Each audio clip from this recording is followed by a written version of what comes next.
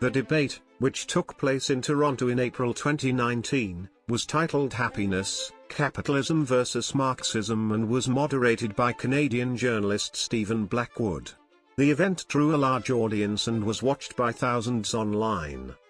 During the debate, Peterson and ZIZEK engaged in a wide-ranging discussion that touched on topics such as political correctness, identity politics, capitalism, Marxism, and the role of the individual in society.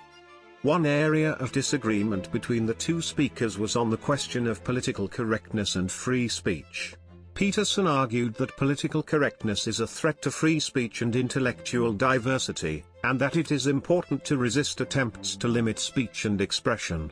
ZIZEK, on the other hand, argued that the real threat to freedom comes not from political correctness, but from the power structures that prevent marginalized groups from speaking and being heard. He suggested that the solution is not to simply defend free speech, but to address the underlying inequalities and power imbalances that make certain voices more or less heard in society. Another area of disagreement was on the question of the relationship between the individual and society.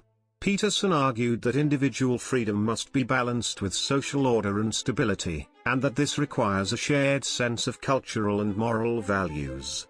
ZIZEK, on the other hand, argued that true freedom involves breaking free from the constraints of ideological and cultural systems that limit our ability to think and act freely.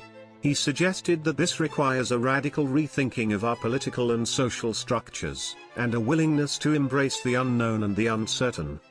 Despite their disagreements, both Peterson and ZIZEK demonstrated a willingness to engage in respectful and thoughtful dialogue, and the debate was praised by many as a model of productive intellectual exchange.